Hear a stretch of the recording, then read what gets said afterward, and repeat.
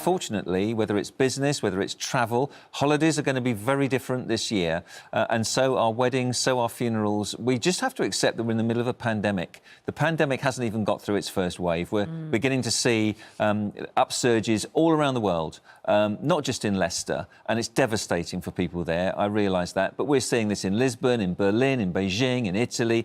We're seeing this around the world. The virus has not gone away. But here's the but, and Hilary. People want to live normally. Yeah, but here's the but. And they've forgotten the fear. The but is, on Saturday, I'm going to go to my local pub and have a pint. I'm going to go to my local Spanish restaurant and have a nice meal, because that's all allowed. But you can't get married. And yet you can't have anything but this kind of farcical wedding. Kim on Twitter, I'm a wedding bridal hairstylist. At least 12 of my brides have had to change their dates, some 2 or 3 times. It's so sad, and there's a whole industry. Florists, photographers, caterers, bands, venues, stylists, I mean, there's so many people. Look, Dr. Hilary, I understand that. I know. The thing is, we keep saying, don't we, and I think the Tony Blair Foundation's been talking about this as well, one of the things we have to do in order, because as the hairstylist says, if you cancel a wedding, you affect loads of other... It's not just a fantasy event, it's actually a business for many, many people, isn't it? Why aren't we getting testing on a kind of micro level? You know, we're organising a wedding. Can you make sure that you all get tested? And then if you're negative, of course there's a slight risk you might get, you know, it might be positive the next day. But at least we could probably control the people who come to the wedding, and then we can all socially interact, because we know pretty much that we're pretty much safe. Yeah, I mean, I have sympathy with that view. Certainly that's possible. It takes about 72 hours on average to get a test back, and it's reassuring if it's negative. Of course, you're right, you could be exposed to the virus in the meantime. But I think since the people know each other, if they behave responsibly, we know that not all weddings do end up with responsible behaviour, but nevertheless, it's probably more controllable than the other situations where people go to raves or people go to beaches and don't socially distance at all. But as I say, we're going to have to learn to live in a completely different world for another few months. And so many people have actually said, you know, we're going to postpone the wedding because it's not going to be as we wanted it, at least for another year. Well, that's a whole year of weddings that may not happen. I mean, the sort of structural damage that does to a society. I know, but these are kids, you know. Unprecedented times. They really are. Yeah, but my problem with it, Hilary, is that if I was getting married and you see all the pubs opening on Saturday, it's going to be, you know, it's going to be bedlam out there, isn't it? All the restaurants, we know it is.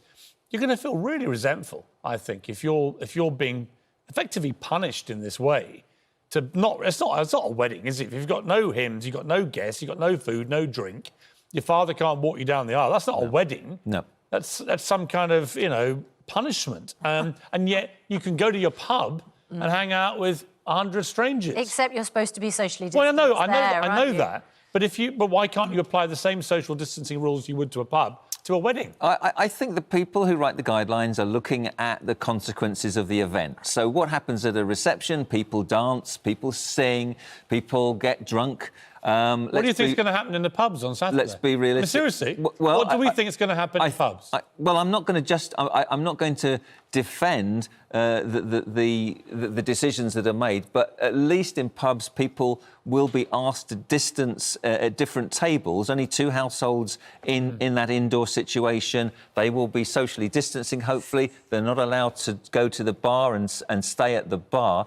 There will be rules, and hopefully they'll be applied. But, you know, you and I know that people will flout the rules. There will be discrepancies, and it's not ideal. Well, if you've had your wedding ruined, or if you've got strong views about this, let us know. I want to hear from the brides of Britain about what is going on here, because I feel very good. Honestly, so many people... Max on Twitter, ours was scheduled for August.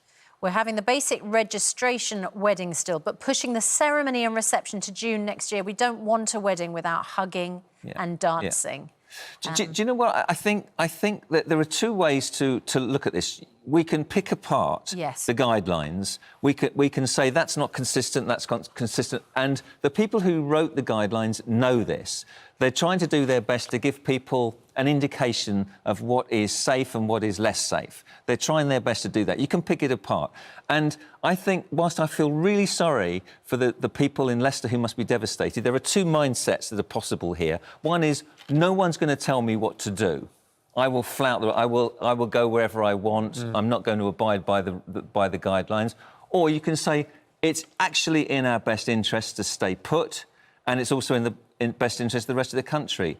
And it's those two mindsets that will determine whether this second wave comes quicker than it would otherwise do, or whether we control it in Leicester and we protect the rest of the country. One of the other problems... And it's about behaviour.